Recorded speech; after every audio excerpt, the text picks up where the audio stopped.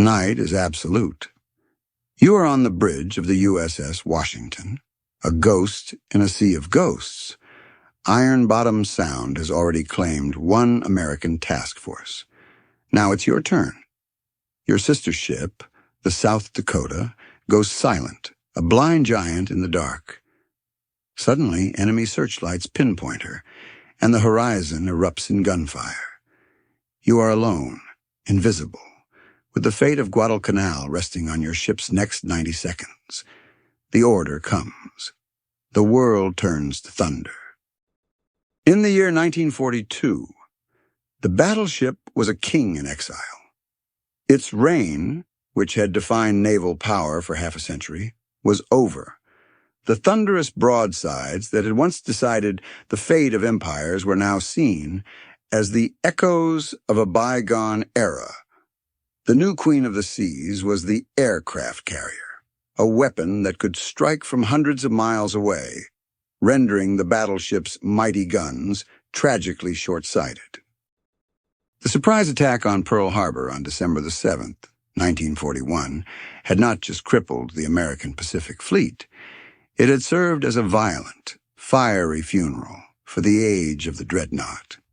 U.S. Navy doctrine, written and rewritten in the wake of that disaster, was clear and uncompromising. The battleship's new role was that of a bodyguard, a floating fortress of anti-aircraft guns tasked with protecting the precious carriers. They were forbidden from seeking out surface engagements. From doing the very thing they were designed to do, they were magnificent, powerful, and, in the eyes of the Naval High Command, utterly obsolete. But in the humid, malarial confines of the Solomon Islands, doctrine was about to collide with a brutal reality. The fight for Guadalcanal was not a clean, long-range affair fought over open ocean. It was a knife fight in a dark alley, a grinding campaign of attrition centered on a single, vital airstrip, Henderson Field. Whoever controlled that strip of land controlled the skies, and whoever controlled the skies would win the island. By November, the situation was desperate. The U.S. Marines clinging to Henderson Field were at the end of their tether, and the Imperial Japanese Navy was determined to deliver the final blow. They understood the strategic calculus perfectly. To retake the island, they had to obliterate the airfield with a massive naval bombardment. On the night of November 13th, the American High Command made a fateful and doctrinally sound decision. To stop the Japanese bombardment force, they sent in a screen of cruisers and destroyers under Rear Admiral Daniel Callahan. They did not send battleships. What followed was a catastrophe. The first naval battle of Guadalcanal was a chaotic, brutal melee fought at point-blank range in the suffocating darkness of a channel soon to be nicknamed Iron Bottom Sound. The American force, outclassed in night-fighting tactics and terrified of the legendary Type 93 Long Lance torpedoes, was torn to pieces. Admiral Callahan was killed on the bridge of his flagship. When the sun rose on a sea slick with oil and debris, the scale of the defeat was staggering. The American shield was broken. Now nothing stood between the exhausted Marines and the full, unrestrained fury of the Japanese fleet. From his headquarters, Admiral Chester Nimitz faced an impossible choice. His doctrine had failed. His cruiser force was shattered. The Japanese were coming back, this time with even greater strength, led by the battleship Kirishima. The rulebook had been thrown out, set on fire, and tossed into the sea. With no other options left, Nimitz and his commander in the South Pacific, Admiral William Halsey, made a decision born not of strategy, but of sheer desperation. They would send in the dinosaurs. The man chosen for this heretical mission was an anomaly, a throwback in the age of dashing naval aviators. Rear Admiral Willis, Ching was 54 years old, a quiet, intellectual officer who was far more at home in a plotting room than on a flag bridge. He was an Olympic gold medalist in sharpshooting, a man obsessed with the mathematics of hitting a distant target. While the Navy's rising stars were learning to catapult fighters off a pitching deck, Lee was mastering a new and deeply misunderstood art, the science of radar. To most of the naval hierarchy, radar was a defensive tool, a temperamental gadget for detecting incoming aircraft. To Lee, it was a revolution. He saw it not as a simple detection device, but as the central nervous system of a warship. He envisioned a vessel that could see, think, and strike in total darkness, a perfectly synchronized system of electronic eyes and steel fists. He believed that with radar, he could steal the night back from the Imperial Japanese Navy, whose prowess in nocturnal combat had become legendary and terrifying. His command, designated Task Force 64, was a paltry force for such a monumental task.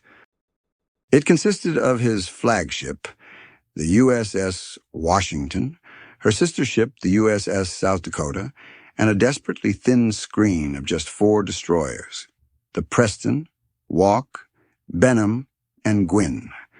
It was a David and Goliath setup, a tiny flotilla sent to confront a far larger and more experienced Japanese fleet under the command of Admiral Nobutake Kondo. But Lee's confidence was not in numbers. It was in technology, specifically the technology aboard his flagship. The USS Washington, a North Carolina-class battleship, was one of the most advanced fighting machines on the planet. Her power did not just come from her main battery of 9 16-inch Mark VI guns, capable of hurling armor-piercing shells weighing over 2,000 pounds across 20 miles of ocean. Her true lethality lay in how she aimed them.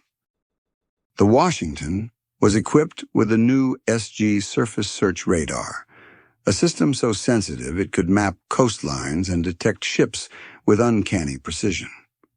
This was her all-seeing eye. Linked to it was the Mark III fire control radar, a dedicated system that locked onto a specific target, feeding a continuous stream of data on its range, speed, and bearing directly into the ship's analog fire control computer.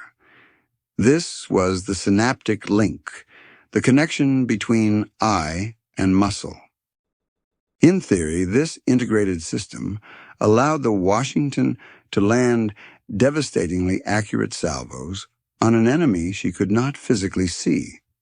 It was a theory that Willis Lee had championed, drilled his crews on relentlessly, and now was about to bet everything on. As Task Force 64 steamed toward its rendezvous with destiny in Iron Bottom Sound, a palpable tension hung in the humid night air. Every man, from the admiral on the bridge to the sailors in the engine room, knew what had happened to Admiral Callahan's force in these same waters just 2 nights before. They were sailing into a graveyard armed with a new technology that had never been tested in the brutal crucible of a battleship versus battleship engagement. They were a doctrinal impossibility on a suicide mission, and their only hope was the quiet, bespectacled admiral who believed he could see in the dark. The date was November 14th, 1942. As Task Force 64 passed north of Savo Island and entered the treacherous waters of Iron Bottom Sound, the night was as black as pitch. There was no moon. On the bridge of the USS Washington, the mood was electric with a controlled professional tension. The ghosts of Admiral Callahan's defeated fleet were all around them. Here, the traditional tools of naval warfare, keen-eyed lookouts, powerful binoculars, signal lamps, were almost useless. The battle would be won or lost in darkened rooms deep within the ship, where men huddled over the faint green glow of cathode ray tubes. Willis Lee was not fighting with a fleet. He was fighting with a weapon system, and he was its central processing unit. Shortly after 2200 hours, the first ghost appeared. A contact flickered to life on the Washington's SG radar screen at a range of nearly 20,000 yards. It was the Japanese vanguard. For the first time in a major surface engagement, an American commander could see the precise disposition of his enemy before the enemy knew he was there. Lee watched as the electronic pips resolved into a formation. He could track their course and speed. He possessed a godlike view of the unfolding tactical situation, a power his predecessors would have considered science fiction. But omniscience on a radar screen does not always translate to control on the water. The battle plan began to fray almost immediately. The initial exchange was a confused flurry of motion and gunfire as Lee's leading destroyers engaged their Japanese counterparts. The American destroyer captains, fighting with immense bravery, were hopelessly outmatched. The Japanese were masters of night combat. Their gunnery was superb, and their long-lance torpedoes were the most lethal in the world. The ocean erupted. The destroyer USS Washington was struck by a storm of shells, and at least one torpedo, breaking it in half and sending it to the bottom. Moments later, the USS Preston was smothered by cruiser gunfire and transformed into a blazing wreck, sinking within 10 minutes. The USS Benham took a torpedo in its bow, tearing it open and leaving the vessel mortally wounded. The USS Gwynn was also heavily damaged. In less than 15 minutes, Lee's protective destroyer screen had been annihilated. He and his two battleships were now alone. It was at this precise moment of maximum chaos that disaster struck the second battleship. Aboard the USS South Dakota, the crew was struggling to bring their own impressive array of guns into action. During the frantic maneuvering, one of her own 5-inch guns fired too close to the ship's superstructure, the concussion of the blast shaking the vessel violently. Deep within its engineering spaces, a circuit breaker tripped, then another. In a cascading sequence of failures, the ship's electrical system shorted out. The South Dakota's lights flickered and died. Her radar screens went dark. Her gun turrets froze, suddenly silent. Her internal communications failed. In the space of a heartbeat, the mighty battleship had suffered a catastrophic stroke. She was blind, mute, and helpless, a 35,000-ton steel behemoth coasting on momentum, adrift in the middle of a raging naval battle. She sailed directly in front of the burning wrecks of the Preston and Washington, her immense silhouette perfectly outlined against the flames for the entire Japanese fleet to see. The hunters had found their prey. For Admiral Nobutake Kondo, this was the decisive moment. His lookouts screamed reports as the colossal shape of the South Dakota emerged from the darkness. Instantly, a half-dozen Japanese searchlights snapped on, pinning the American battleship in their brilliant, unforgiving glare. It was a death sentence. From every direction, the Japanese fleet opened fire. Kondo's flagship, the heavy cruiser Atago, the cruiser Takao, and the battleship Kirishima, all unleashed a furious fusillade. Shells of every caliber, from 5-inch to 14-inch, began to rain down upon the stricken South Dakota. It was a methodical, brutal execution. Armor-piercing shells hammered against her thick belt armor, sending shudders through the entire frame of the ship. High-explosive rounds exploded against her superstructure, shredding unarmored sections, knocking out gun directors and severing communication lines. On her bridge, Sailors were blinded by the constant flashes of impacting shells. The percussive blasts were deafening. Fires broke out across her upper decks. Yet miraculously, the South Dakota endured. Her thick armor, a feature often criticized in her design, was now saving her life. While she was being systematically dismantled from the deck up, her vital organs, her engines, her magazines, her steering, remained largely intact. She absorbed an astonishing amount of punishment, taking at least 26 direct hits, but she refused to die. She was a wounded giant, absorbing the full attention of the Japanese fleet, a magnificent, unintentional decoy. And all the while, just a few thousand yards away, the USS Washington slipped past the chaos, completely and utterly undetected. While the Japanese were fixated on the brilliantly illuminated South Dakota, Willis Lee was a phantom in the dark. He had masterfully used the unfolding disaster to his advantage, altering course to navigate through the wreckage of his own destroyer screen, a move that brought him onto the flank of the enemy formation. On his bridge, the scene was one of surreal calm. While his sister's ship was being pounded into scrap, his own vessel was untouched, a silent observer in a sea of fire. But deep within the Washington, in the humming electric confines of the plotting room, it was a scene of intense, focused activity. The SG radar continued to feed its stream of perfect, impartial data to the fire control computers. The glowing green pips on the screen told a story that no human eye could see. They showed the South Dakota, surrounded by a cluster of smaller contacts. And then, farther back, they revealed the biggest target of all, the unmistakable signature of the Japanese battleship on Kirishima. Lee had the solution. He had the range, the bearing, and the speed of his principal target. He was in the perfect tactical position, a textbook crossing the T maneuver delivered by the invisible hand of technology. He waited, letting the range close, watching the fire control solution become more and more refined. He was a sharpshooter, patiently lining up the perfect shot. He ignored the cruisers and destroyers, focusing his ship's entire being on the one target that mattered.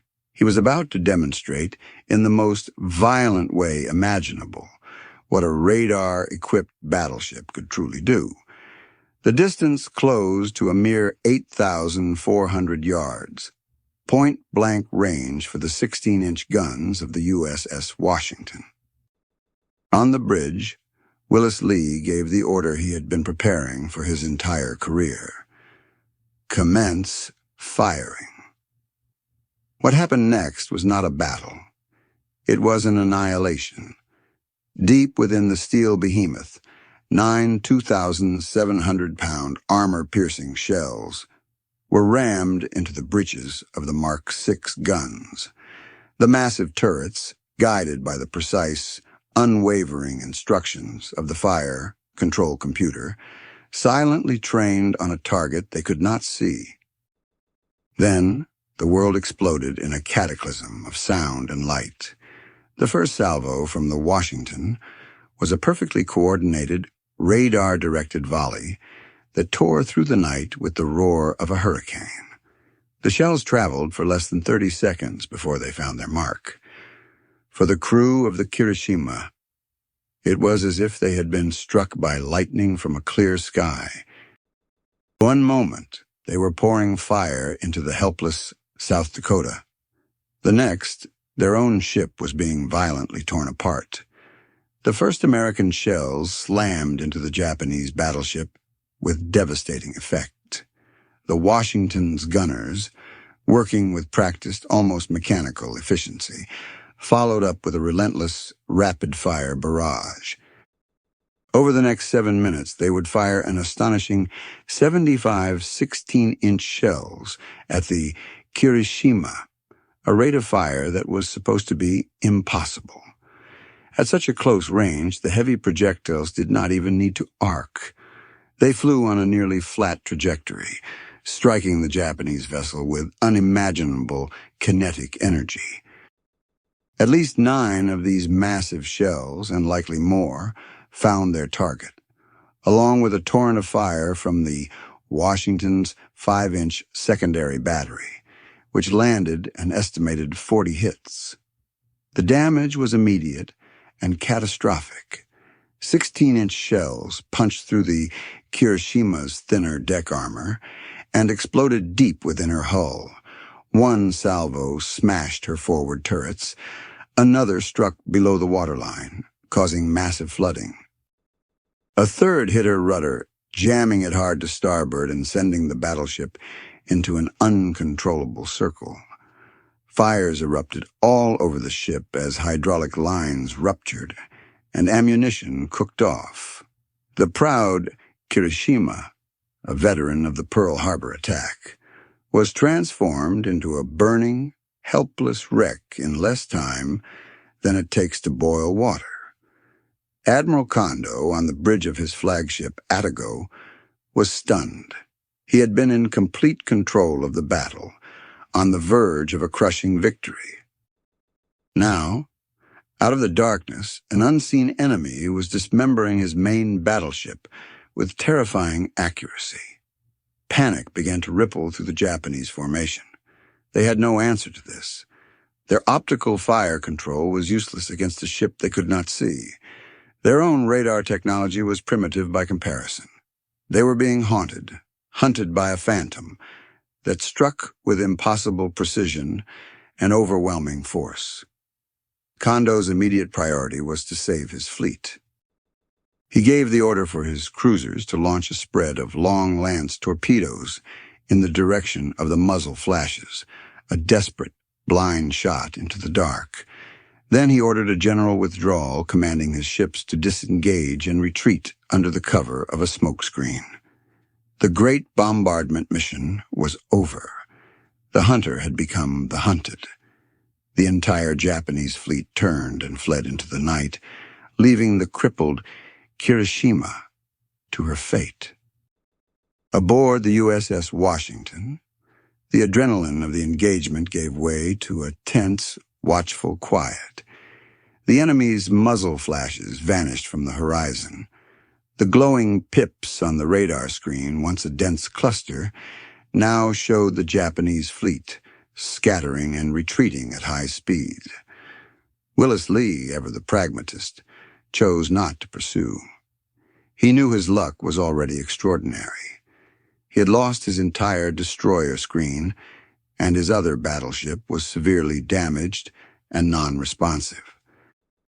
To chase the Japanese into the dark, where their deadly long-lance torpedoes still posed a grave threat, would be to gamble away a victory that was already won. His primary mission, after all, was not to sink the entire Japanese fleet, but to protect Henderson Field. That mission was now accomplished. The bombardment force had been decisively turned back. The focus now shifted to the 2 wounded American giants. The South Dakota, having absorbed a tremendous beating, had managed to restore partial power. Her crew, demonstrating incredible damage control skills, fought the fires and began to assess the extensive damage. Miraculously, despite the dozens of direct hits, her armored citadel had not been breached. The ship was a wreck topside, but she was alive and would fight again. Lee ordered her to retire from the battle area. The Washington, meanwhile, was a scene of near disbelief. As reports trickled in from every department, a stunning and almost unbelievable picture emerged. In the midst of one of the most intense and chaotic surface engagements of the war, a fight that had seen her sister ship pummeled and her escorts annihilated, the USS Washington had not sustained a single enemy hit. Not one shell, not one torpedo had touched her. Her paint was unscorched. More astonishingly, not a single member of her crew of over 2,000 men had been killed or even seriously wounded in combat. The only casualties were from operational accidents.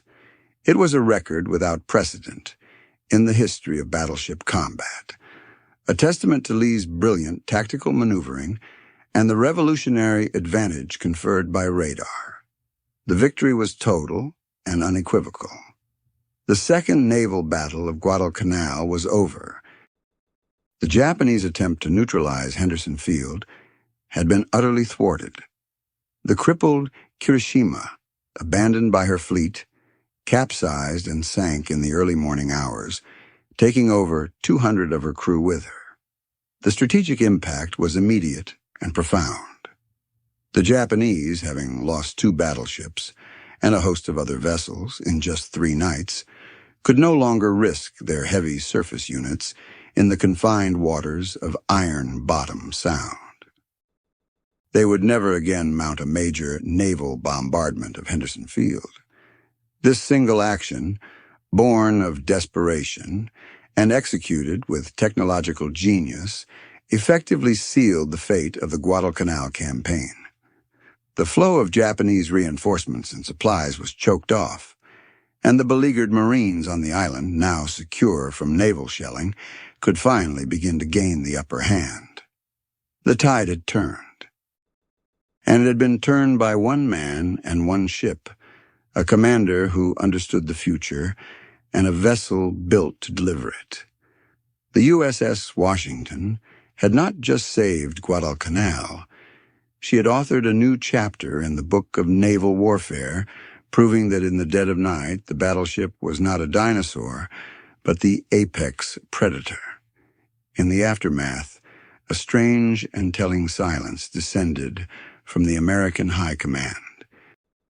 The victory at Guadalcanal should have been celebrated as a landmark achievement, a tactical masterclass that had dramatically altered the strategic landscape of the Pacific War.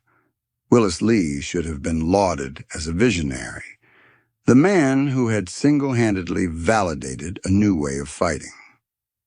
The USS Washington should have become a legend, the ship that proved the battleship was far from obsolete. Instead, the opposite happened. The victory was downplayed, its revolutionary implications deliberately buried under a mountain of institutional inertia and doctrinal pride.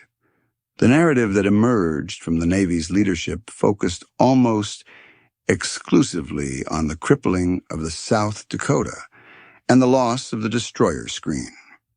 The official reports were masterpieces of obfuscation, glossing over the decisive role of the Washington's radar-directed gunnery. The engagement was framed not as a triumph of technology and tactics, but as a messy, desperate brawl where the Americans had simply gotten lucky. There were powerful reasons for this institutional resistance. The U.S. Navy of 1942 was in the midst of its own cultural revolution. The Gun Club, the old guard of battleship admirals who had dominated the service for decades, was being supplanted by the Fly Boys, the charismatic and forward-thinking advocates of carrier aviation.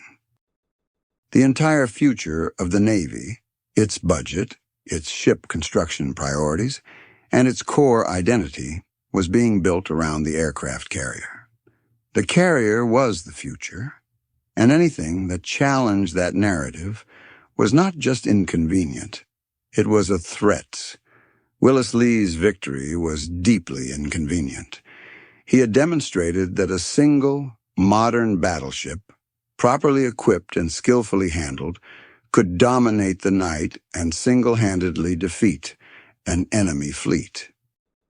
This suggested that the battleship still had a vital role to play as an offensive surface combatant, a conclusion that ran directly counter to the carrier-centric doctrine that was now sacrosanct. Acknowledging the full significance of the Washington's achievement would have meant admitting that the rush to declare the battleship obsolete had been premature. It would have required a fundamental rethinking of naval tactics and a diversion of resources and prestige back to the surface fleet. The Navy's leadership, heavily invested in the carrier's supremacy, was simply unwilling to have that conversation. They had chosen their future, and the inconvenient genius of Willis Lee had no place in it. As a result, the lessons of November 15th, 1942 were largely ignored. The Navy continued to build and deploy battleships primarily as anti-aircraft platforms and shore bombardment vessels, guardians for the all-important carriers. The revolutionary potential of integrated, radar-driven surface combat that Lee had so brilliantly demonstrated was not pursued with any real vigor. It was a classic case of an organization winning a battle with a new weapon, but refusing to understand its implications, so committed to its old way of thinking that it could not see the future, even when it was illuminated by the muzzle flashes of a stunning victory. The USS Washington, the most effective battleship of the war, became an unsung hero, her decisive contribution relegated to a footnote in a story dominated by flat tops and dive bombers.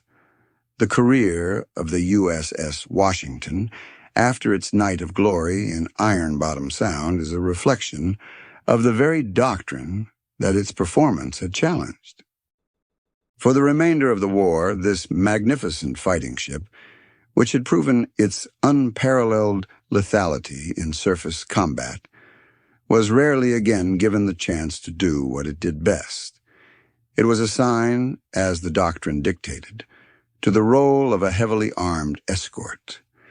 It became one of the Praetorian Guard for the fast carrier task forces that were now sweeping across the Central Pacific, the steel fist of the American island-hopping campaign.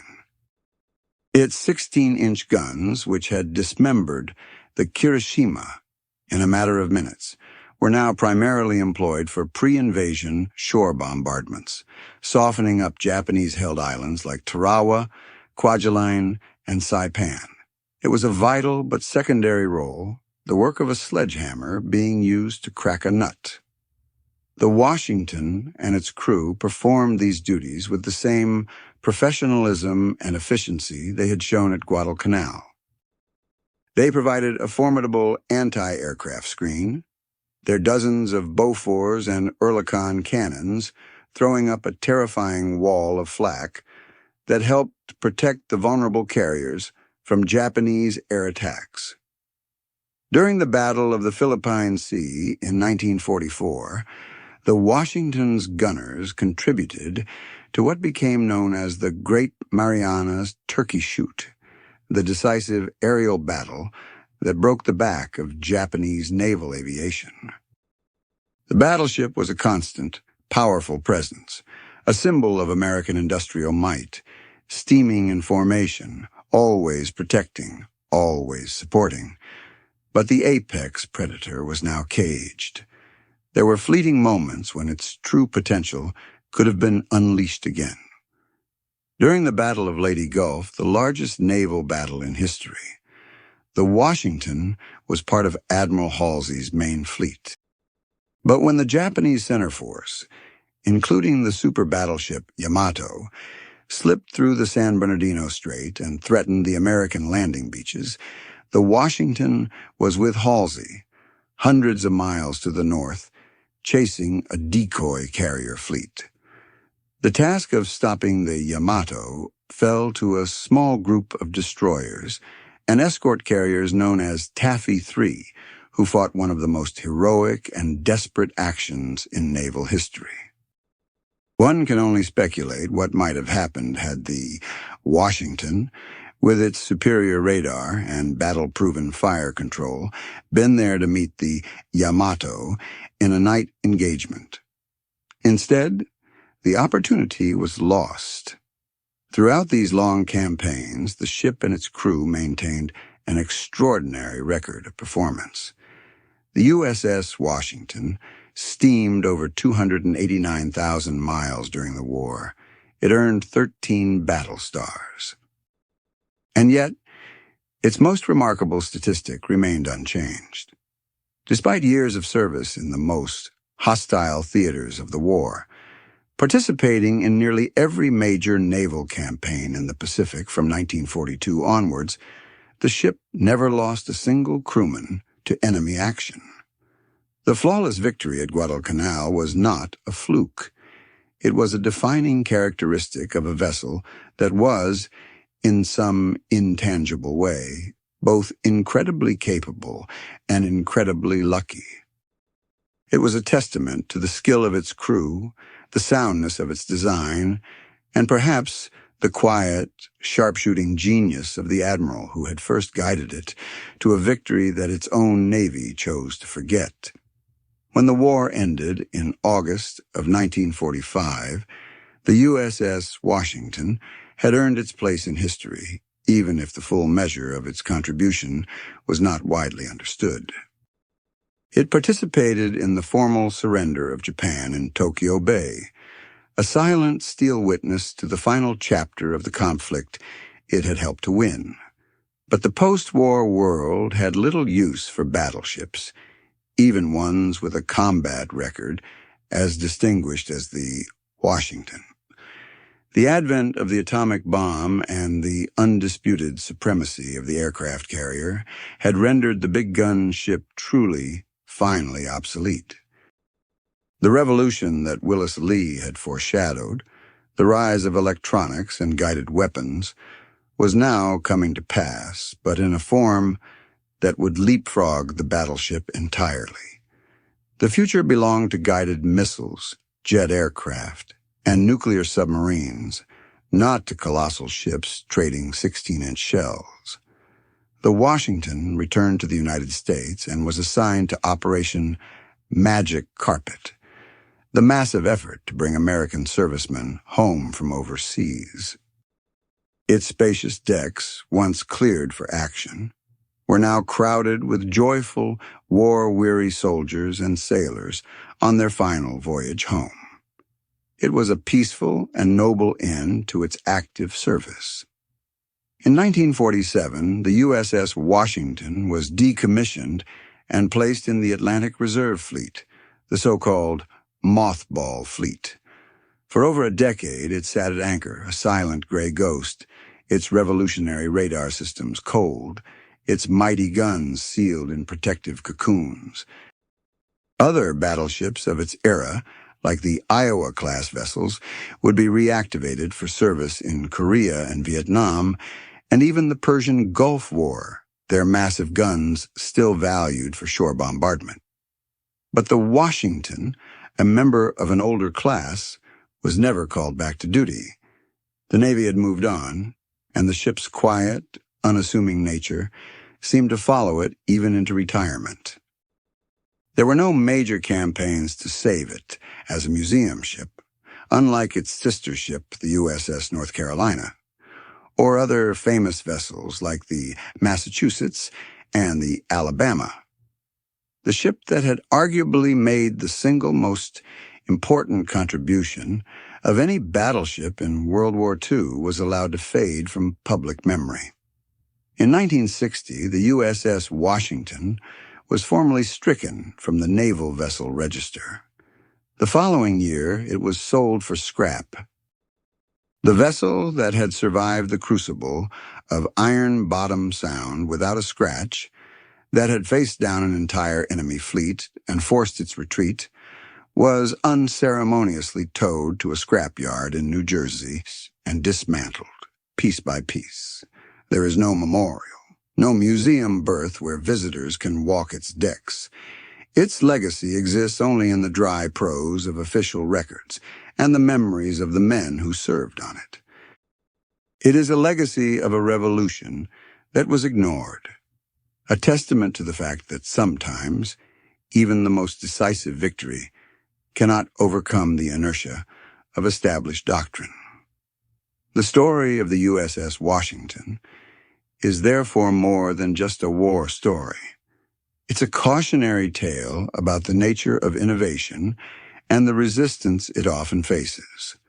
The final verdict on the USS Washington is one of profound historical irony. In a war defined by the carrier, it was a battleship that delivered one of the most decisive, technologically advanced, and tactically brilliant victories of the entire conflict. In an institution that prized its heroes, the architect of that victory, Willis Lee, remained a relatively obscure figure. His genius for electronic warfare, decades ahead of its time. And in a nation that venerates its symbols of military triumph, the ship itself was erased, broken down for its base metals, its story largely untold. Why does this single engagement, this one ship, still matter? It matters because it reveals the complex interplay between technology, doctrine, and human leadership. The Washington was not merely a collection of powerful guns, it was a fully integrated weapon system. But that system was useless without a commander who understood its potential and had the courage to use it in defiance of conventional wisdom. Willis Lee's victory was a glimpse into the future of naval warfare, a future where battles would be won not by the side with the biggest guns, but by the side that could achieve superior situational awareness, the side that could see, process, and act faster than its opponent. This is the fundamental principle that governs modern network-centric warfare today. The radar screens on the Washington were the direct ancestors of the sophisticated data links and sensor suites that define a modern carrier strike group.